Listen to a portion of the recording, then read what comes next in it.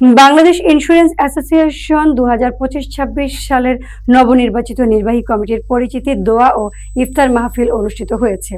মঙ্গলবার ঢাকা ক্লাবের Samson H Chowdhury সেন্টারে আয়োজিত এই অনুষ্ঠানে বীমা উন্নয়ন ও নিয়ন্ত্রণ কর্তৃপক্ষের চেয়ারম্যান ডক্টর এস.এম. আসলাম আলম, বিআইএর সদ্য নির্বাচিত প্রেসিডেন্ট সাইদ আহমেদ এবং বিদায়ী কমিটির প্রেসিডেন্ট নাসিরউদ্দিন আহমেদ শুভেচ্ছা বক্তব্য রাখেন। অনুষ্ঠানের শুরুতে বিআইএর প্রেসিডেন্ট সাইদ আহমেদ মঞ্চে কমিটির নবনির্বাচিত সকল কর্মকর্তা ও সদস্যদের পরিচয় করিয়ে দেন।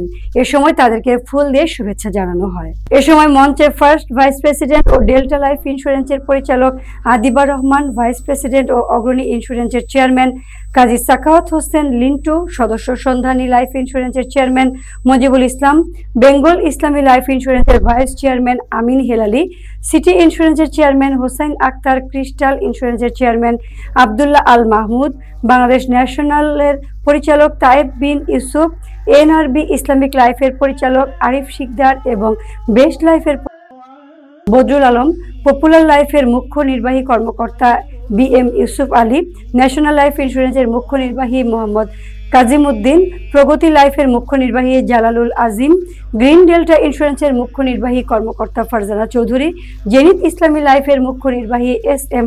নুরুজ্জামান, স্ট্যান্ডার্ড ইন্স্যুরেন্সের মুখ্য নির্বাহী কর্মকর্তা আব্দুল মতিন, রিপাবলিক ইন্স্যুরেন্সের মুখ্য নির্বাহী ডক্টর এ.কে.এম. সরওয়ার জাহান জামিল উপস্থিত ছিলেন।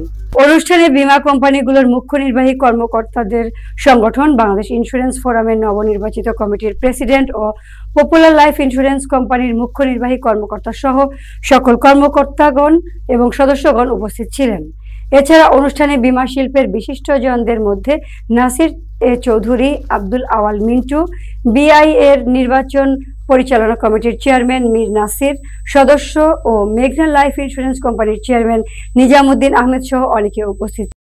অনুষ্ঠানে বিদায়ী কমিটির প্রেসিডেন্ট নাসিরউদ্দিন আহমেদ ও কমিটির সকল কর্মকর্তা ও সদস্যদের ফুল দিয়ে বিদায়ী শুভেচ্ছা জানানো হয়।